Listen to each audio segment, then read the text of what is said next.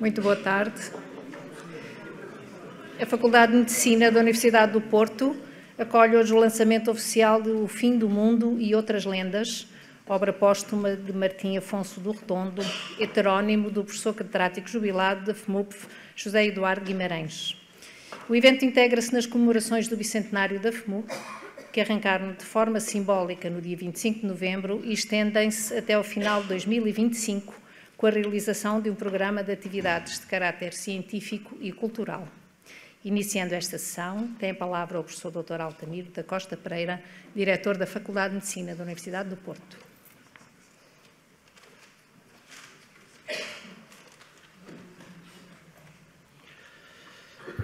Ora, muito boa tarde a todos os senhores e a todas as senhoras que fizeram o favor de estar aqui presentes no lançamento, ou na apresentação e lançamento deste novo livro do nosso colega José Eduardo Guimarães, que para este efeito se chama Martim Afonso do Redondo, ou de Redondo.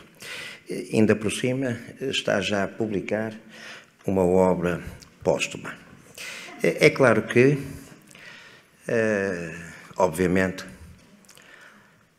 só pode ser uma fake news, mas também é natural com os tempos que vivemos. É evidente também, aqui foi dito que esta era é uma das primeiras manifestações já integradas nas comemorações do bicentenário aos 200 anos desta ilustre escola. Em boa verdade, e que essas outras vão terminar nos finais de 2025. De facto, as comemorações iniciaram-se já com uma exposição de desenhos que, se tiverem oportunidade, ainda podem, e paciência, ainda podem descer depois à saída e saindo pela entrada dos estudantes, ainda podem ver a exposição, que, enfim, eu sou parte interessada, mas acho que está muito bonita. Eu posso, daqui a pouco posso ir buscar ali alguns catálogos e poderão pelo menos levar alguns catálogos, não é para fazer concorrência ao livro, porque os catálogos são gratuitos, mas claramente podem visionar, porque é uma coisa muito bonita. E já tivemos também um congresso de inteligência artificial aplicada, neste caso, à gastroenterologia, que também foi muito agradável. Contam-me que amanhã vamos ter aqui a doutora Raquel Varela, também a discutir também a inteligência artificial. No caso dela, certamente também será natural. Enfim, e vamos ter concertos de jazz e vamos ter concertos de Natal, tudo isto ainda em 2024. E tenho a certeza, doutora Teresa, que depois de 2025 vão continuar também a acontecer coisas e publicações e etc., todas elas relativas a esta questão da comemoração dos 200 anos. Mas neste caso é com um imenso gosto, uma imensa alegria, que saúdo mais esta publicação, que obviamente não é póstuma, e sabemos lá ainda que publicações, que versos, que reflexões ainda nos vai brindar aqui o professor José Eduardo Guimarães. Aliás, eu ouvi dizer, não sei, também será outra fake news, estou convencido que não, mas ouvi dizer até que ali o doutor Sobral Torres nos vai brindar com música, que era uma coisa que ele sempre nos brindou há muitos e muitos anos, e, portanto, isso nos continua a brindar, já depois de quase uma vintena de anos de se ter aposentado. Certamente aqui o professor José Eduardo Guimarães poderá continuar, se for longa, e certamente será a sua vida. Ainda o Manuel de Oliveira, já depois dos 100, nos brindava com coisas. Portanto, eu queria também agradecer, obviamente, a presença e aqui do professor Júlio Massado Vaz, da doutora Ponce Leão e obviamente toda esta assistência, estou ali a ver sempre disfarçada, mas sempre atenta, da professora Isabel Ramos e muitas mais pessoas, e do professor, obviamente, José Amarante, e, enfim, não faltam aqui personalidades, e se eu começo a desfiá-las a todas e até a dizer algumas palavras próprias para cada um, deixava, obviamente, não deixava tempo aqui verdadeiramente aos protagonistas. E os protagonistas, mais uma vez, é o professor José Eduardo, é o professor Machado Vaz e a doutora Ponce Leão. Portanto, muito obrigado e fico ansioso por ver a continuidade desta sessão. Muito obrigado.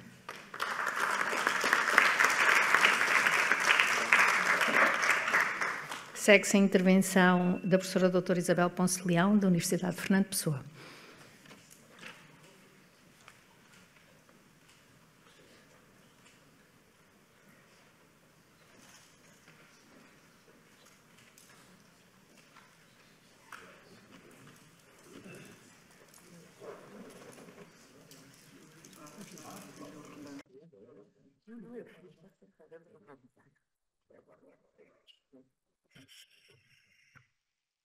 Muito boa tarde.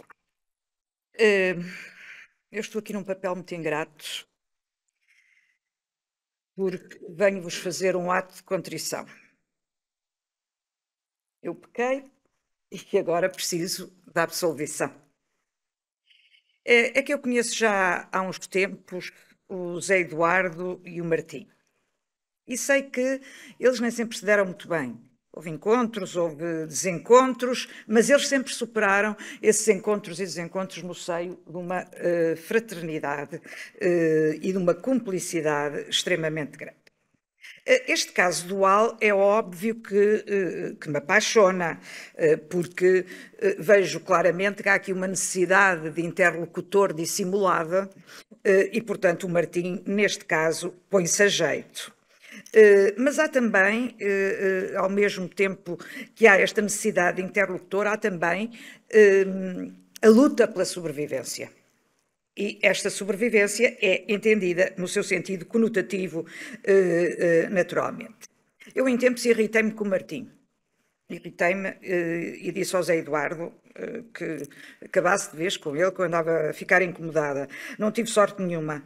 Ele mostrou-se delicadamente indiferente, que é como o Zé Eduardo se mostra quando não nos quer fazer a vontade, não perde a sua delicadeza, mas não liga. E porquê é que eu venho fazer o ato de contrição? É porque ele tinha razão. E isso, para mim, é trágico. É trágico, não, é muito bom. Ele tinha razão. E eu comecei a aprender. E comecei penosamente a entendê-lo. Acreditem que foi para mim uma aprendizagem conseguir entender estes dois, que não são fáceis. Não, e nada foi fácil, porque eu tive que aprender a ortodoxia e a heterodoxia, sendo que me identifico muito mais com a heterodoxia, mas tinha que ver que a outra também estava presente. Bom, a verdade é que os opostos se atraem, diz a física, e a química também, ao que sei que não sei nada disso. Falo-vos, portanto, de dois amigos que são só um, ou se calhar são dois, o Zé Eduardo e o Martim Afonso de Redondo. Foi-me arranjar um nome que a gente nunca mais chega ao fim de o dizer. Bom, quando eu abro O Fim do Mundo e Outras Lendas, obra póstuma do Martim Afonso de Redondo, eu tive que tonificar a minha aprendizagem para o perceber. E percebi finalmente que eles precisam um do outro e que acabam por se complementar, que são incapazes de viver um sem o outro. Eu percebo naturalmente que os mundos são diferentes, mas também percebo que a obra poética se gera justamente nessas vivências que só aparentemente estão nos antípodas. Às vezes de forma real, outras vezes de forma fantasmagórica, mas acabam por coincidir de forma implícita e explícita. Confesso-vos que carrego comigo uma estranha culpa por ter demorado demasiado tempo a entendê-los e penalizo-me um bocado por isso. De qualquer maneira, hoje sinto, ouço, saboreio, vejo estes diálogos que estão vertidos numa escrita sinestésica, e é essa uma das grandes propriedades deste autor.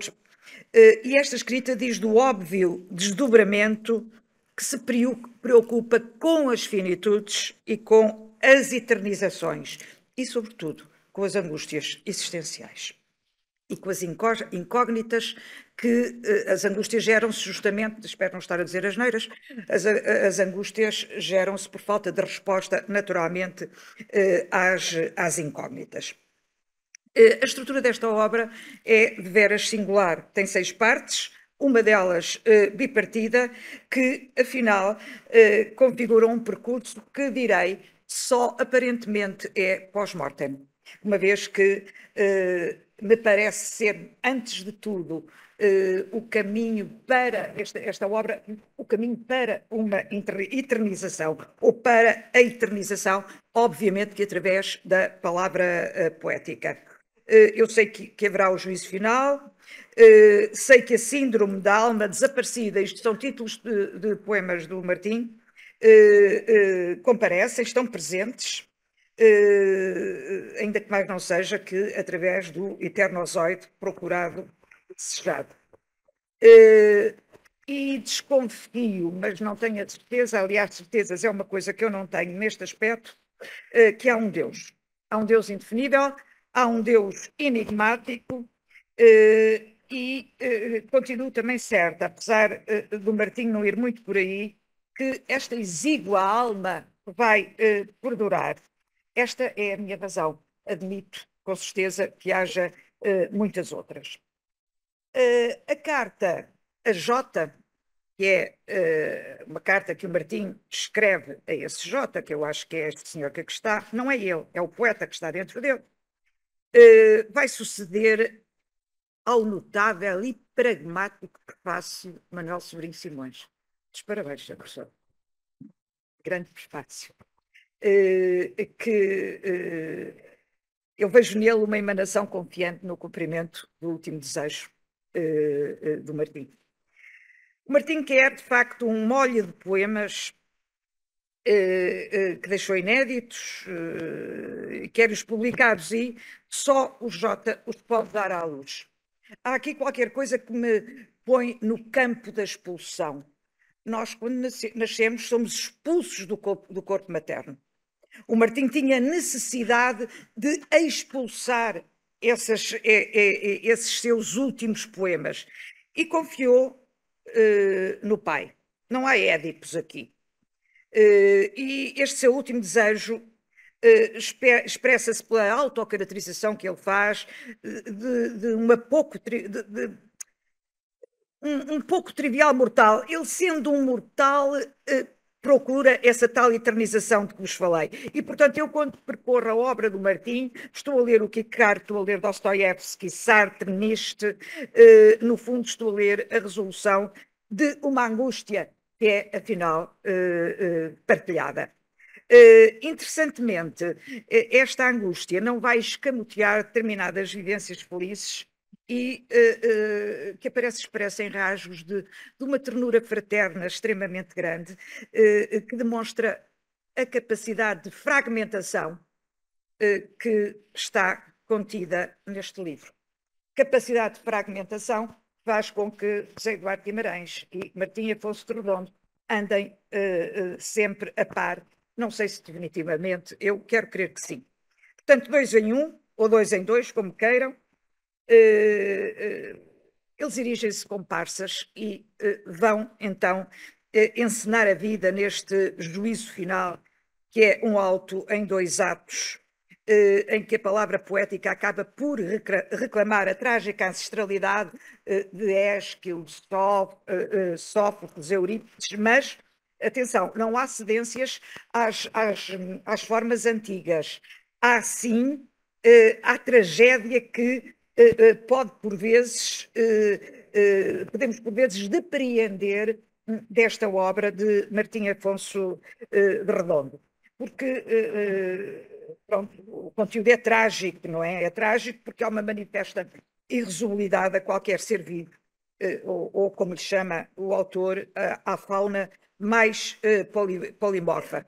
Então ele vai convocar aos pés de anjos, arcanjos e querubins, toda essa fauna de que fala. E esta mistura entre o sagrado e o profano, entre o espiritual e o material, vai mergulhar qualquer leitor numa incógnita extremamente grande. E também aí, nessa incógnita, vai residir a grande parte positiva e agradável nesta obra. Por vezes, há aqui um jeito vicentino que tipifica a sociedade atual, cujo desempenho é desvendado ao mais ínfimo pormenor, da tal fauna de que fala o autor. Há argumentos salvíficos que dão conta de uma perspectiva histórica e social da humanidade e também muito através de uma interessante metáfora que recupera do fim da geração de 2740 do século XX, que é a metáfora do circo, o mundo às avessas, o faz de conta da vida, o palco das mundividências que aqui comparece. Depois, a certa altura, ouve-se a voz do eu poético, que é o homem de vícios e virtudes comuns, de pecados também, naturalmente, pecados menores, direi, mas que são inseparáveis da sua condição. O autor revela-se amante dos prazeres e das coisas boas da vida, a quem não. É respeitador da natureza e das artes, é um profissional cumpridor e muitas vezes embarca num helicóptero para o limbo, onde vai encontrar Beethoven, Pessoa e muitos dos seus amigos e familiares que vivem prazerosamente a vida. Portanto, a vida com prazer não é escamoteada desta obra. Quando chega no fim do seu percurso, nós temos a imaginação e a memória que acabam por povoar este deserto prometido, que foi deixado um bocado à arbitrariedade dos seus ocupantes. Cada um toma lugar onde quiser, onde entender, de acordo, e aqui é importante, de acordo com os seus sentimentos e sentidos. E com isso eu quero também dizer da extrema sensualidade que esta poética acaba por nos transmitir. Esta pequena peça de teatro acaba por pôr em evidência todos aqueles que reconhecem as suas limitações e que sabem que a existência não exige propriamente a materialidade, mas que a inteligência também, por sua vez, convive com a loucura. Também sabe, e está aqui neste livro, que o amor move montanhas, dizia Santo Agostinho. Que pensar é existir, afirmava Descartes. Que lei e liberdade são indissociáveis. E aqui é Locke que eu aponto. E que a beleza está nos olhos que a contemplam, segundo Hume, que o paraíso é inerente ao homem, diz Rousseau, que tudo deve ser questionado, diz Kant, que o que nos mata nos fortalece, diz Nietzsche, que mesmo a passividade de uma forma de atuar, segundo Sartre, e que finalmente temos que conviver com os nossos montes secretos, com as nossas feridas ocultas, segundo Foucault. Ao fazer esta leitura, em que eu citei vários pensadores, é porque a obra de Martim Afonso de Redondo está ela toda embrenhada de pensamentos na área da filosofia, na área da literatura, na área da música. Há aqui um apoio incessante de grandes nomes da cultura universal. E tudo isto aparece num conto. um conto avarento, um conto erudito, sem pejo de trair o cânon, porque o trai, mas que ele sabe, gozoso, também é gozoso. Ele sabe que, afinal, a eternidade é uma palavra que dói, que incomoda. Isto são palavras do Martim, confusão, e perturba. Vamos apenas viver isto dia após dia, diz o Martim. E eu acho que ele está cheio de razão. Assim sendo, eu penso que não há que sofrer o síndrome da alma desaparecida, mundana e esquiva de que fala o Martim, porque ela é cúmplice dos vícios e das virtudes. Mas também se pergunta, e é o próprio Martim que pergunta, pode um corpo desalmado sobreviver? Eu digo que não, mas sou eu. Porque acho que a metafísica que se impõe e há em cada um de nós e também no poeta, e agora cito Pessoa, mais que a besta sadia, cadáver adiado que procria. Mas isto é uma opinião muito própria, porque o Martim translê esta opinião, ora sim, ora não. Mais vezes não do que sim. Mas há a loucura que se opõe aos túneis do medo, e ela aqui existe, e às nuvens do silêncio, ao mal, ao destempero e à infâmia, diz o Martim. E eu acho que sim, que há. E por isso há perseguição também, motivada pelos felizes desmandos da paixão, que o Martim não deixa também de referir. E por isso aparece aí o tal Eternozoide, esse festival interativo de espiritualidade e de materialidade, prenho da sensualidade de que há bocado vos dei conta, mas é uma sensualidade muito própria de quem, esfomeado, vai abocanhar a vida porque a quer viver, porque não quer deixar nada para o dia seguinte, porque sabe de facto a alternância das vicissitudes da vida e está ciente que a continuidade cabe aos vindouros, sendo que ele tem também uma palavra a dizer e portanto, lega, digamos assim, uma esperança que por vezes parece remota, mas não é tão remota como isso. Eu estou, quando leio este livro, estou numa paradoxal festa da vida. O prazer e a luxúria estão cá. O desconhecimento e a dor da finitude também. Tudo mais são, digamos, o destino de haver procedentes na máxima. Nada se cria, nada se perde, tudo se transforma. E isso acontece, segundo Lavoisier, mesmo se embarcando nós, com o Martim, no voo frenético do Deus africano. E não, Martim, e agora dirijo-me diretamente ao Martim, que não sei onde está, eu acho que a alma não é exígua. Eu sei que vou ser contraditada, mas não faz mal. Acho que a alma não é exígua, acho que a alma não se confina. E é aqui que nós entramos numa saudável discordância, eu e o Martim. E é por isso que muitas vezes eu dizia ao Zé Eduardo, acabe-me lá com esse homem. Agora não, agora já vou dizer o que é que eu quero para o Martim, não tarda nada. Já vou acabar, desculpem. Portanto, nós discordamos nisto.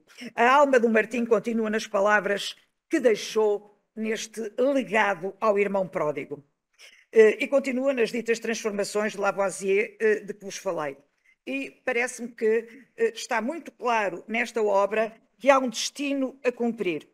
Há tempos e datas e há seres também que o querem viver.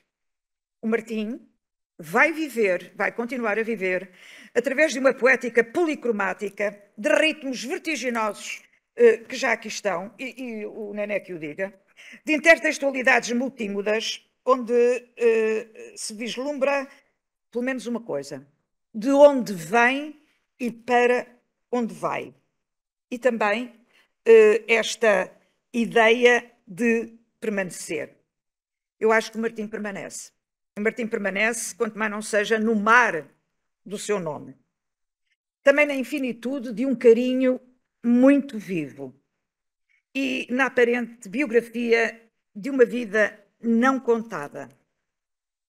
E, falando ainda com o Martim, ele vai permanecer por causa da sua arte culta, forte, sensual também, exuberantemente metafórica, que acaba por fundir a lenda e a realidade. Outro dos encantos desta obra. O Martim é um cético militante e é um crente agnóstico. Está tudo dito nestas asserções com oxímoros. E é assim que ele fala da sua história de vida, em 6 peças que estão tão interligadas como autónomas. Inserimos-nos sistematicamente num mundo de contradições que é, afinal, o nosso mundo, o mundo do ser humano.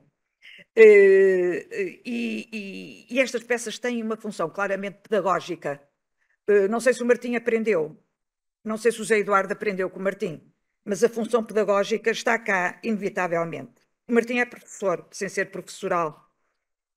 E por isso eu aprendi com ele a resistência à dor, aprendi também a irreverência da finitude, aprendi a grandeza da luxúria, o prazer erótico, a emoção dos afetos, o gláudio do humor, o júbilo da descoberta, a elevação do saber e, sobretudo, o gosto da transgressão. Nesta obra nós encontramos também, como não, ressonâncias bíblicas que evocam os pecados capitais, mas que, nova contradição, não rejeitam as virtudes teologais. Pronto. Portanto, está cá tudo. Portanto, há aqui um contraditório absolutamente apoteótico.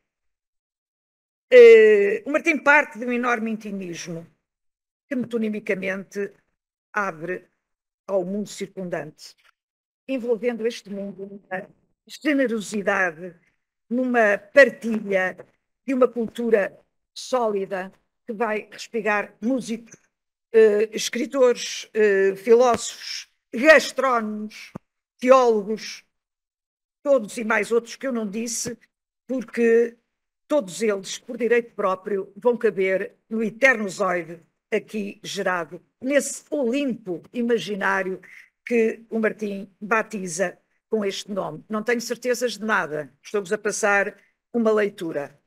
E agora eu perguntaria ao Martim, se ele aqui estivesse comigo, onde é que queres ficar? Eu adivinho, eu sei, sei o mestre do pensamento e da escrita. E sei que o Martim é a melhor parte do poeta, sem que a outra seja má. Mas porque é a melhor parte do poeta, vai ficar nele, no poeta, com ele e, sobretudo, na sua obra. Refiro-me concretamente ao destinatário da carta do Martim, que é o J. E acho que fica pela capacidade de ensinar a amar o infinito, em que não crer. E fica também porque a arte não morre e a lenda engravida a realidade naquela cúmplice e tão humana sensualidade. Eu quero muito ficar com o Martim. Apetece-me a doce rebeldia, o sorriso descarado, o olhar sincero daquela desmistificação do fim do mundo, que ele escreveu à vontade, porque diz já cá não estar. Num fim do mundo em que ele não acredita. E vou terminar. Em parte imbuída de uma crença judaico-cristã. Esta obra é póstuma. Mas o Martim não ressuscitará ao 3º dia, mas vai ressuscitar ao 3º mês ou ao 3º ano. É isso mesmo que eu desejo. Parabéns, Leitor. Terá lugar agora um intermezzo musical protagonizado pelo Dr. Manuel Sobral Torres. Uma boa noite a todos.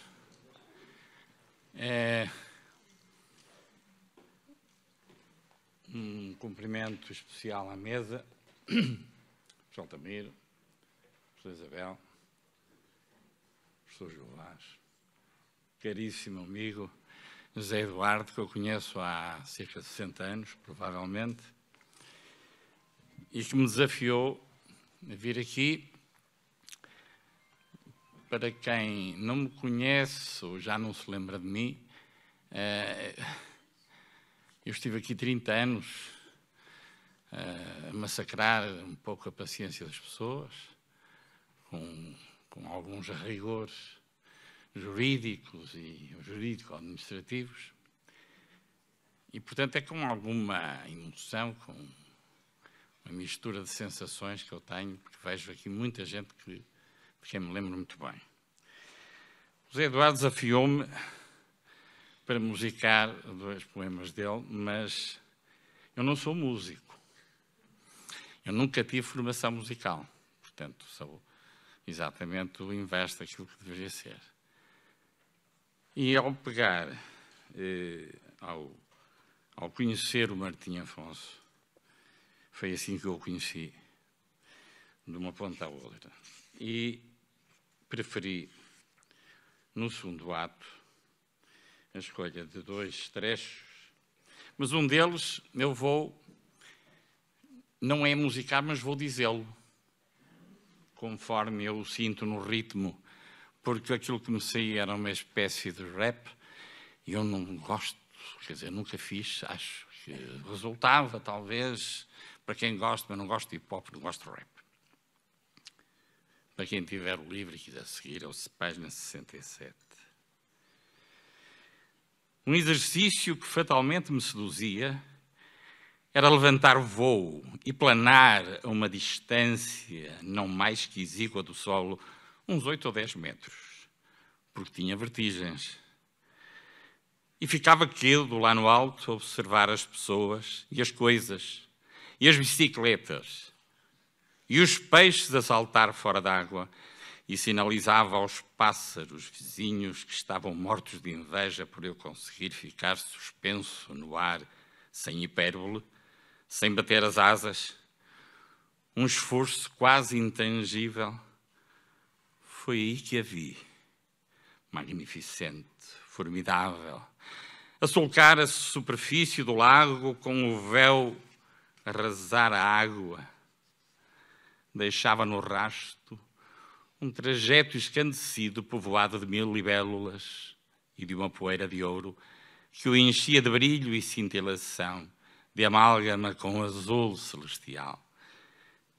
Caminhou ao meu encontro e, sem se deter em perguntar novas da minha vida neste limbo, calculo que lá no alto tivesse visão panorâmica das minhas andanças por estas paragens, falou: quero que me ensines as artes humanas da sedução. Tinha desta feita uma grinalda na cabeça, tecida de várias flores entrelaçadas no cabelo, e o seu sorriso era meigo e inconsútil, sem reserva nem delito. Não verberava em tom imperial, a voz era doce e convidativa, sem parecer obsequente, altiva, sem arrogância, apenas a sumptuosidade de uma presença ímpar.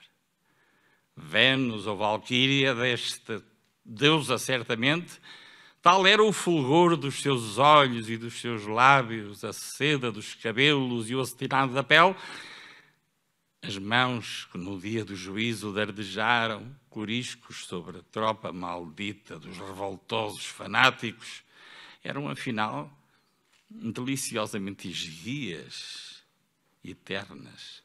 Esquadrinhei-lhe a face. O seu rosto instruía-me na confiança, não morava nele grão de suspicácia. Estava iluminado por uma miscelânea de acolhimento, resolução, firmeza e sedução, num fundo de invulgar beleza. Não pude resistir a interpelá-la. Que fazeis aqui neste limbo, anjo meu, quando vos é dada a graça de vos sentardes na corte da bem-aventurança? Fingiu ignorar as minhas palavras, mas acabou por retorquir. Limbo não é certamente para ti, julgo que tens tido até uma existência bem agradável. E mais avançou. É essa a função do limbo. Tanto pode ser o Éden como o erbo. Tudo depende do que à imaginação de cada um é dado criar. Até nas fendas do granito mais áspero e inclemente crescem flores selvagens e catos e musgo. Tudo depende da coragem e da fantasia. Estávamos os dois numa ínsula, no coração do lago, pegou-me na mão, mirou-me nos olhos e disse: não te constranjas, não fiques submerso e afogado em ideias terrenas, neste sítio não há prevaricação. O pecado só existe na cabeça do homem. Aqui o sexo é sagrado e sublime e exaltante. Quero que venhas comigo a Linderhof, à Venus Grotto, e me possuas. Quedei-me mudo.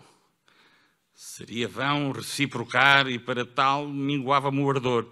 Tivesse eu contudo ânimo ou o instinto de me subtrair ao seu desejo e a doçura da sua presença e a amigabilidade e o calor do seu gesto ter-se-me-iam sequestrado à vontade. Assim, não falecendo em mim também a intenção, pôs-se-me um fervor intenso e grande arrebatamento em todos os meandros do ser. Sem me assodar, fez-me uma sinalização visual que, mais que um convite, era um imperativo impostergável, carinhoso todavia. De mão dada, levantámos voo, vento pela ré, vela cheia, na senda da Baviera, sobrevoámos St. Moritz, Liechtenstein, Neuschwanstein, Hohenschwangau. Quando chegámos a Linderhof, tinha terminado a hora das visitas. Porém, ela tinha a chave da gruta e entramos.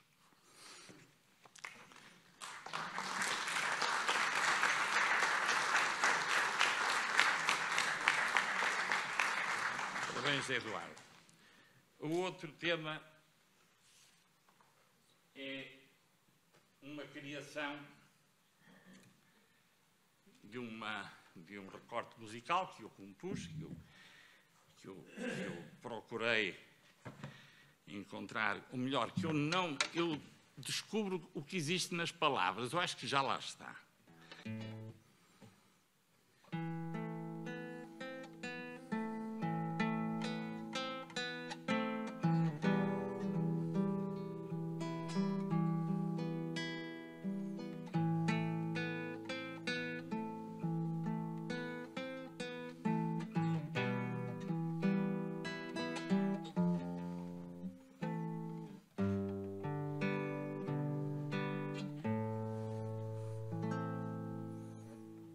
Não pude evitar de pensar nos que me eram mais íntimos.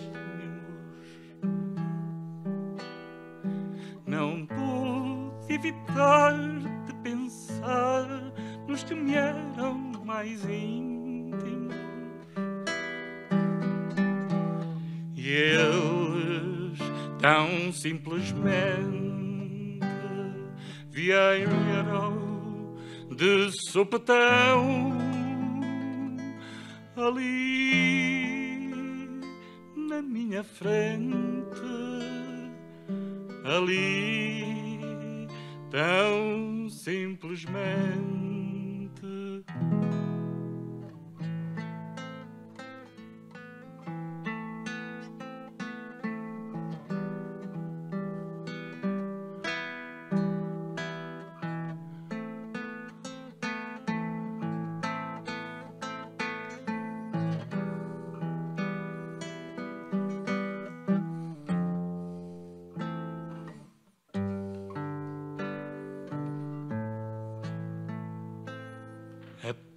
Apercebi-me de que bastava chamar as pessoas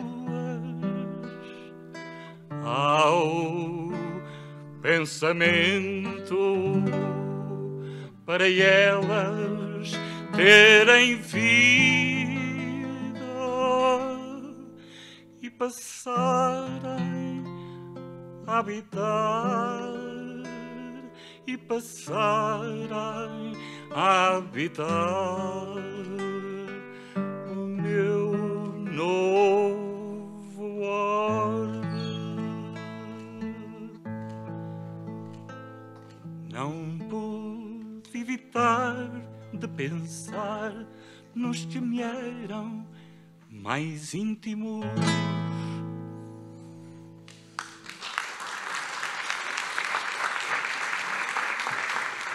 Pode-se gabar ter sido a razão de uma das raríssimas discussões entre mim e meu pai, por causa de uma nota que eu considerei verdadeiramente escandalosa, ou uma não nota, e que meu pai justificou, isso eu lembro, dizendo que se recusava terminantemente a classificar de uma forma mediana a inteligência do Zé Eduardo.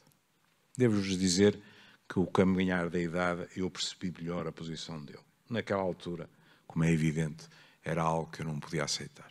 Ora bom, eu sinto muito mais livre para vos falar daquilo que achei do livro depois da Isabel, porque a Isabel fez uma crítica literária, uma belíssima crítica literária. E eu vou-vos falar como um leitor que, além disso, só pode apresentar em sua defesa o facto de ser amigo, o que eventualmente pode comprometer a isenção, e o facto de ser psiquiatra, o que eventualmente pode comprometer toda a racionalidade do discurso, mas terão que me perdoar. Este livro, o facto de se dizer que é póstumo, significa que estamos, inevitavelmente, com a morte no centro do discurso. Mas a morte faz parte da vida. E, portanto, eu perguntei-me, bom, antes de mais nada, como foi a vida deste homem. E fui averiguar a morte de Martim Afonso de Redondo. E fui ler o prefácio da Isabel. Peço desculpa, o de 2019. Ah, pois. Oh, Isabel, na minha idade, o terror a enganar-me já é enorme. Ouvir daí não é meu, é assim uma autêntica prova de esforço. Não, é que eu fui ao outro livro. E a Isabel está em desacordo. A Isabel declara Martim mais do que um pseudónimo, mas sim a faceta irreverente, vivaz e, porventura, algo inconsciente do poeta. E confirmou-se, sugere que o silêncio será temporário. Ou seria temporário. Acertou em cheio. E faz sentido, porque uma faceta dessas é preciosa nos tempos cinzentos que atravessamos. E porque, cientificamente, não me parece possível uma morte parcelar. Apagar-nos-íamos aos bocados. Uma espécie de Alzheimer voluntário. E depois a Isabel não considera Martim sujeito ao envelhecimento e assim pede ao poeta que não cale aquela, a sua, voz, como hoje pediu de novo. Bom, o poeta, nesse livro,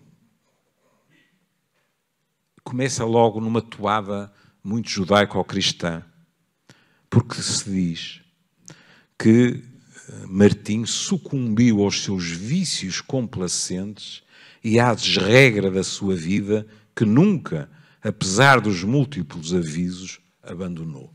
Ou seja, temos um pecador firme, que resistiu às invectivas, sejam num aspecto especificamente moral, sejam, e isto é de formação profissional, da classe médica, às vezes imperialista, naquilo que considera a boa qualidade de vida.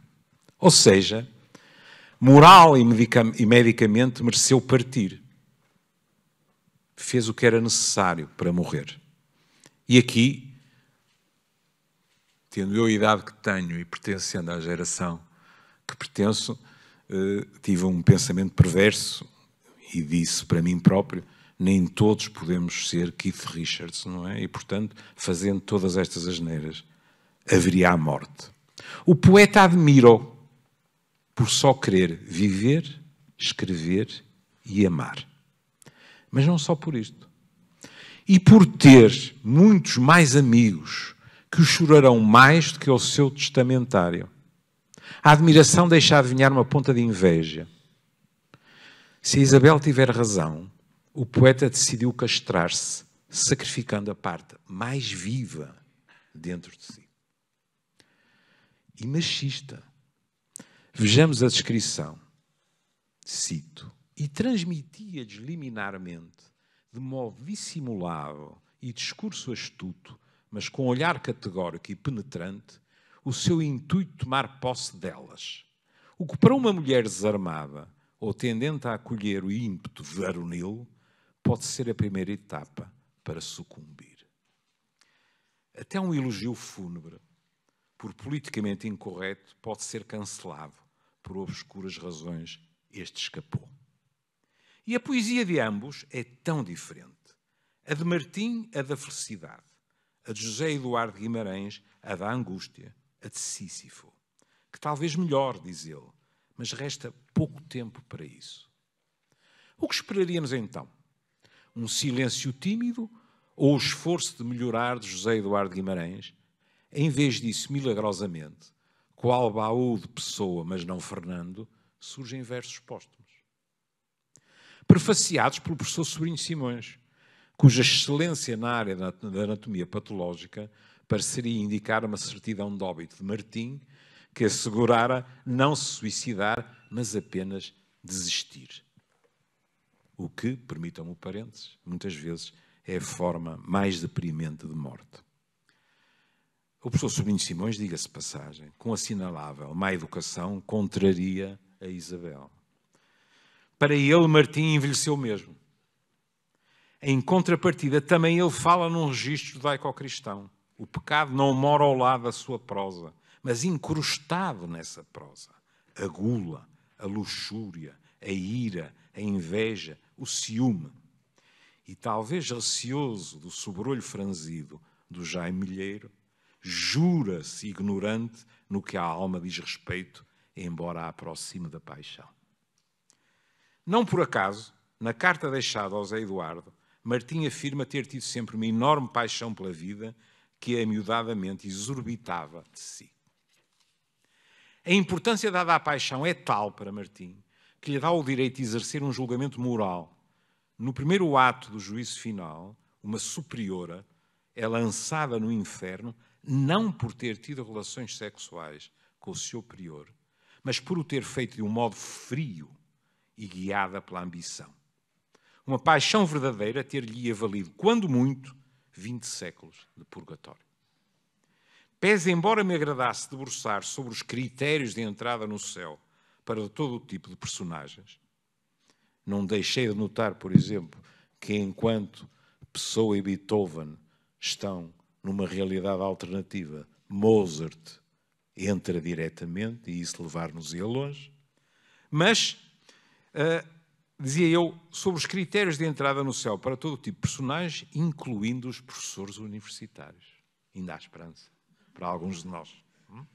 A visão de paixão sincera como atenuante a roçar a virtude obriga-me a saltar para a página 40, quando o arcanjo confronta Martim com os seus atos, que não são poucos, e até zaguaram num enfarte, e, no entanto, ouçamos o arcanjo. Mas devo conceder que, cada vez que nele te envolveste, puseste no ato toda a paixão. Eis Martim livre do destino da Madre Superior. Em sua defesa, Martim aponta o amor e a liberdade. Mas desconfiamos que o seu celebrado encanto também funcionou, pois o arcanjo, embora admitindo que como mulher não deveria aceitar tal arenga, se confessou farta e exausta desses beatos fundamentalistas que passam a vida a proibir tudo e mais alguma coisa. E falo do encanto de Martim porque ela se abriu num sorriso enigmático e eterno, reuniu a corte celestial meteu uma cunha ao senhor e enviou Martim para o meio da natureza com Beethoven e Pessoa, porque, e cito, não merece o fogo eterno um homem que amou as mulheres com tal paixão. E de novo temos a paixão numa visão redentora. A sua família poderá visitá-lo, com uma curiosa exceção, nos momentos em que for ela a visitá-lo. E soa falsa a declaração de Martim de que não apreendera o significado da frase. Ele sabe que seduziu mais uma mulher. No seu novo mundo, é a imaginação de Martim a ditar leis. Ele arquitetava a própria eternidade. Sem surpresa, o segundo ato termina com os seguintes versos. Senescência era a palavra interdita. De viéramos novamente jovens e esbeltos e alados, irresponsáveis, como quem sabe que os seus atos não têm qualquer sequência, nem consequência. Transgressão era a regra, mas fulgurantemente, radiosamente, incongruente e inconsiderável. E o arcanjo vem e ordena, quero, foi aqui dito, quero que me ensines as artes humanas da sedução. É legítimo dizermos que nele reconhecera um professor incomparável. E para o tranquilizar acrescentou, não te constranjas, não fiques submerso. Repararão como dois de nós nos fixamos nestes versos. Não fiques submerso e afogado em ideias terrenas. Neste sítio não há prevaricação. O pecado só existe na cabeça do homem. Aqui o sexo é sagrado e sublime e exaltante. Quero que venhas comigo a Linderof, a Vênus de Groto e me pessoas. Mesmo com esta eternidade feita à medida, Martim não arrisca. Palavras dele, eternidade é uma palavra que dói, que me incomoda e perturba. Vamos apenas viver isto dia após dia.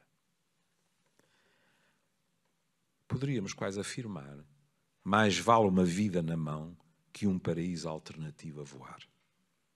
E agora vamos à alma, na qual não acredito. Chegam-me os mistérios neuronais. Mas Martim não tem dúvidas. Ela é mais bela, leve, desprendida e eterna, voando de corpo em corpo, marcando-os e deles levando apenas tenues memórias. O corpo envelhece e ela pode escolher corpos jovens, enquanto Martim está preso a um corpo quase inútil, com o fim do qual se anulará, esteja a alma onde estiver.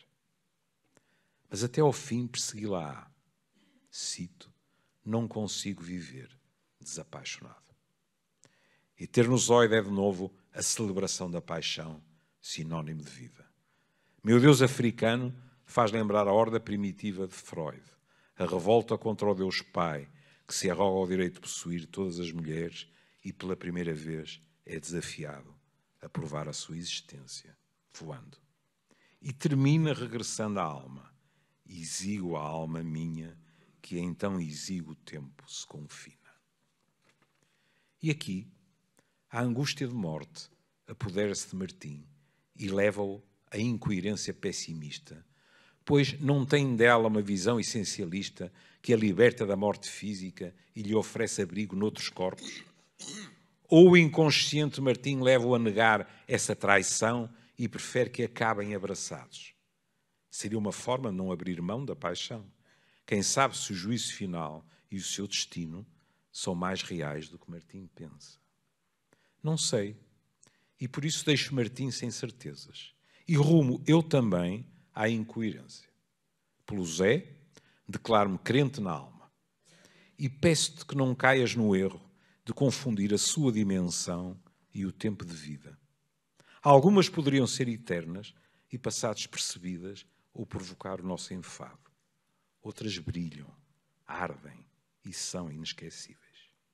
Não conheço as intenções da tua. Escrever à altura de Martim? Encontrar novos inéditos e publicá-los? Não sei, mas pedir-lhe-ia que olhasse em volta. Alguém escreveu que a poesia é uma arma carregada de futuro, mas apenas se mobiliza as gentes. Os teus amigos vieram, Zé, e outros enviaram o seu abraço. Sabes porquê? Porque apreciam a tua poesia? Sim. Mas acima de tudo pelo carinho que te dedicam há longos anos. Talvez seja exíguo o tempo que vivemos, José, mas o seu afeto proíbe-te de dar um só dia por perdido. Junto o meu abraço ao deles, não te escondendo que o meu vai com uma pitada de inveja.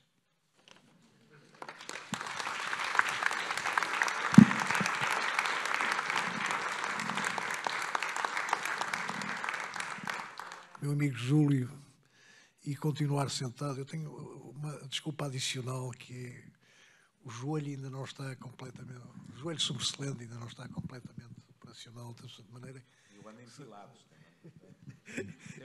que se permitirem, então, eu permanecia sentado nesta réplica. Vou por uma vez quebrar o protocolo e começar por saudar e agradecer a presença de todos aqui hoje. Estão aqui nomes grandes da medicina, da cultura e da sociedade portuguesa, mas acima de tudo amigos, muitos amigos. Não é fácil nem confortável renunciar ao remanso do lar para vir num fim de tarde e mobilizar-se no caótico trânsito do Porto para presenciar a apresentação deste livro, que eu não estou totalmente seguro que valha toda essa desinquietação. O livro, não a apresentação. São muitos os amigos que me deram a honra e o privilégio de aqui virem, mas vou dispensar-me de os nomear, do que peço escusa pelo risco em que incorria de me falhar algum por distração. Por isso, vou congregá-los a todos na pessoa do decano, que julgo ser o professor Levi Guerra, e expressar o meu sincero reconhecimento pela vossa presença. O professor Levi e tantos outros incorreram em considerável sacrifício e desconforto para comparecerem, e esta é uma subida e inestimável prova de amizade. Estou a apresentar pela quarta vez um livro nesta aula magna da instituição que foi e continua a ser a minha casa nos últimos 50 e tal anos, com o acréscimo superlativo de estar integrada nas comemorações do bicentenário da faculdade, que se celebram no próximo ano, mas têm ainda em 2024 os seus primeiros atos. E isso deve-se a uma pessoa, o professor Altamiro da Costa Pereira, que tão generosamente me cedeu as instalações e os serviços da faculdade, carimbando ainda com o selo dos 200 anos esta realização. Muito e muito obrigado. O professor Altamiro da Costa Pereira poderá não ser o mais ortodoxo diretor que esta casa conheceu nos últimos anos, mas foi certamente o mais disruptivo, no bom sentido, o mais transformador.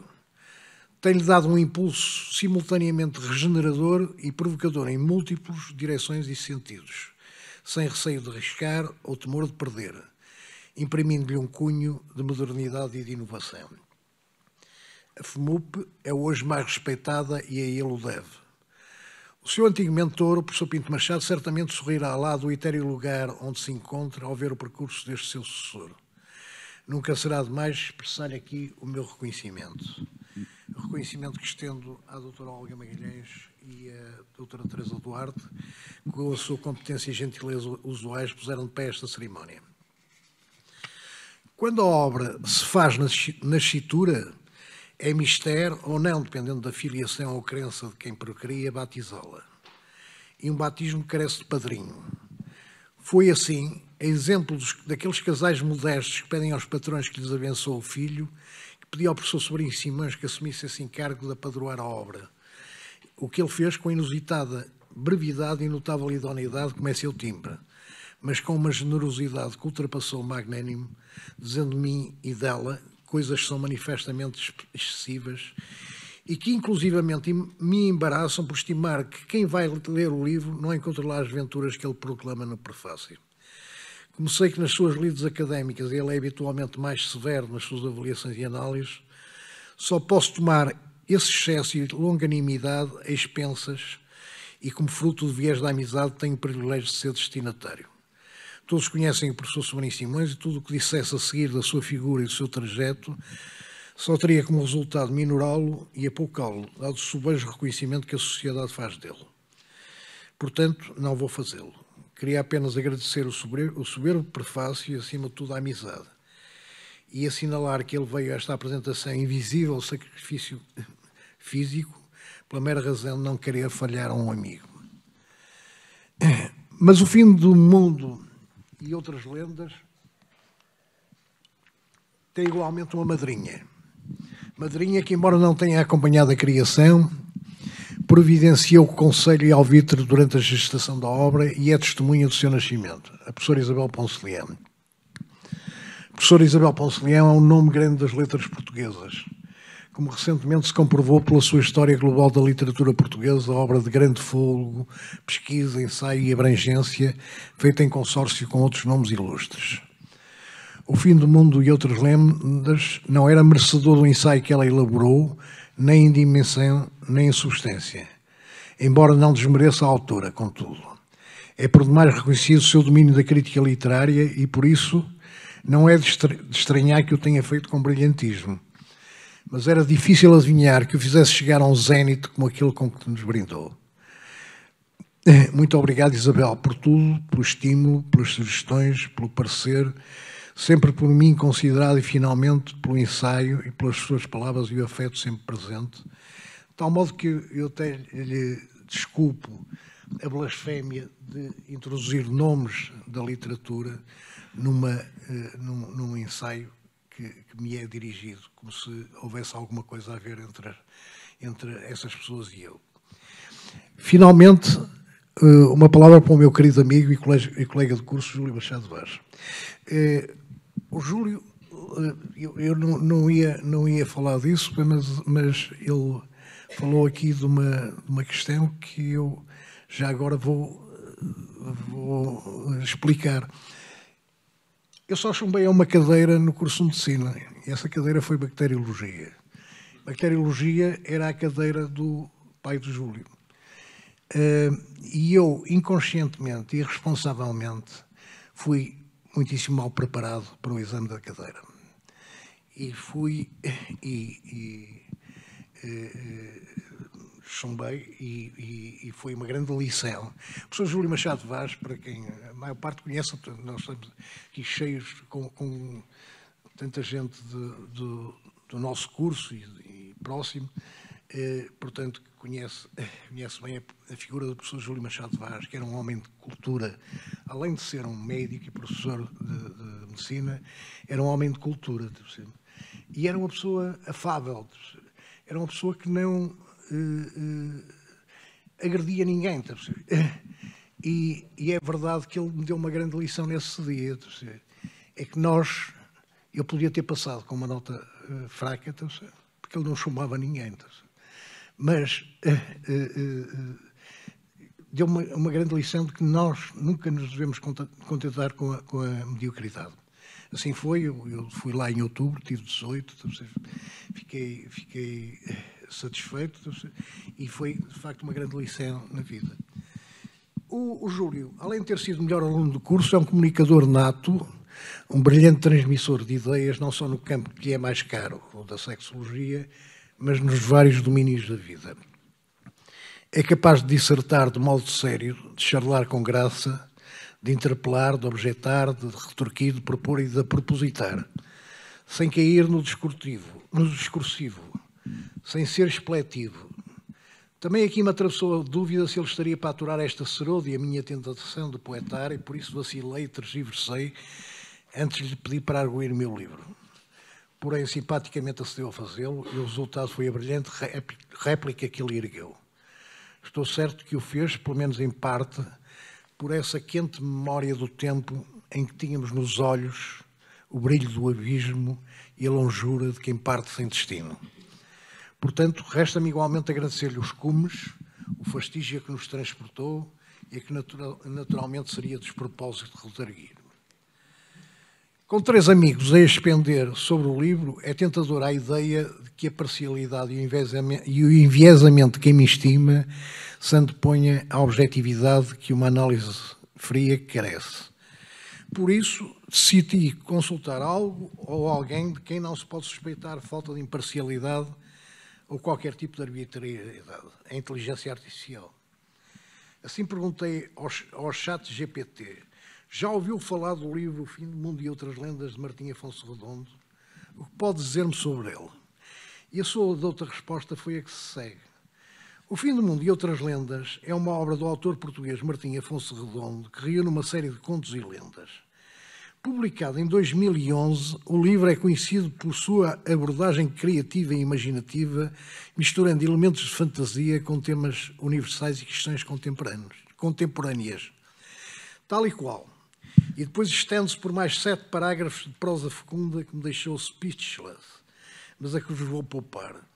Termina com O Fim do Mundo e Outras Lendas, destaca-se como uma contribuição valiosa para a literatura contemporânea portuguesa, refletindo a criatividade de Martim Afonso Redondo e sua capacidade de contar histórias de forma inovadora. Se vocês estiverem interessados em discutir mais sobre os contos ou a obra do autor, estou à disposição, nem mais. Ignorava que o chat GPT subisse a esse nível de eruditismo e de análise literária. Onde ele se traiu foi ao dizer que o livro tinha sido publicado em 2011. Portanto, tenho de concluir que é um vigarista, um embusteiro. Podia ter reconhecido honestamente, não sabia o suficiente sobre ele e o autor e que nem sequer tinha lido o livro porque eu não lhe facultei. Mas não, decidiu estender-se por 314 palavras e 1906 caracteres. Pode ser que isto nos deixe sobreaviso sobre as incursões da IA no domínio literário, pelo menos para já. É recorrente o lamento de eu ter matado o Martim Afonso Redondo. A Isabel refere-o e ainda recentemente o professor Oswald, numa lindíssima e simpática carta que me dirigia, deplorava o passamento do poeta. Tenho vãomente tentado dilucidar, não sei se vãomente se é português, mas tenho em vão tentado dilucidá-los que o Martim não foi por mim assassinado. Morreu de morte natural. Morreu e eu tomei o seu lugar e não morreu porque tomei o compromisso de, dentro do possível, lhe sobrevir. Só quando os dois terminarem, ultimarem fisicamente, é que essa complementariedade a que a Isabel se refere se concluirá. São, de facto, muito iguais e muito diferentes, e por isso complementares em alguns atributos e em muitos pecados mesmo capitais. Ao invés do que muitos possam pensar, não se trata da luxúria ou da gula, embora não inteiramente despiciendos, menos ainda da soberba, da ira ou da avareza, que nos culpem de falhas que vieram de limitativas e que hoje, mais de 90% transcorridos os caminhos da vida, lamento, com a preguiça e a inveja. Preguiça foi a característica mais afim a Martim. Não estudou, não trabalhou, mas principalmente nem sequer cuidou de dar a conhecer aquilo que melhor fez na vida, escrever. Só perto dos 60 anos se aventurou a publicar alguns poemas com mais de 40 anos, e mesmo assim com a ajuda de um empurrão. Nunca cheguei a esclarecer se alguma vez teve inveja de mim, mas é plausível que em horas de maior aperto ou compunção se tenha contristado ou apesarado de não se ter, ao menos, aproximado do sofrível estado que eu alcancei. A minha inveja procede de não ter tido o grãozinho de estro que ele, apesar de tudo, herdara, e como ele, todos aqueles que me superaram em engenho, mestria, talento ou vigor intelectual. A minha estrela ao longo da vida, minha e do Martim, foi ter-me cruzado com alguns amigos nímios que privilegiam a razão e a moderação, o excesso e as sacrificam ao altar da amizade. Não fosse esse pormenor e teriam provavelmente fornecido aí ignotos os meus arroubos. Resta-me, porventura, aceitar e agradecer-lhes a munificência do gesto. Muito obrigado. Queria agradecer à Editora Europa, que editou e publicou este livro, nomeadamente à doutora Simone Bettoni, que acompanhou competente e eficazmente e com uma postura sempre simpática todo o processo de edição e com quem mantive uma salutar e profícua relação. A Editora Europa é uma editora internacional e multinacional com sede em Roma e representação em vários países europeus, que surge agora também no mercado português. Uma palavra ainda para o Dr. Manuel Sobral Torres, amigo dos tempos de juventude, que muito gentilmente se prestou a musicar e a declamar, cantar trechos meus, proporcionando a este lançamento muito agradáveis momentos intermédios musical. A minha mulher é o pilar da casa, atura-me as divagações e ausências, socorre-me quando cambaleio ou oscilo e apoia-me em tudo sem vacilo. E isso é razão bastante para esta obra ser dela também. Para terminar, não posso deixar de evocar aquele que foi um grande amigo meu e de vários de nós aqui presentes e cuja ausência continua a ser ferida por sarar. Vertendo aqui a asserção de José da Cruz Santos, o editor dos meus 3 primeiros livros.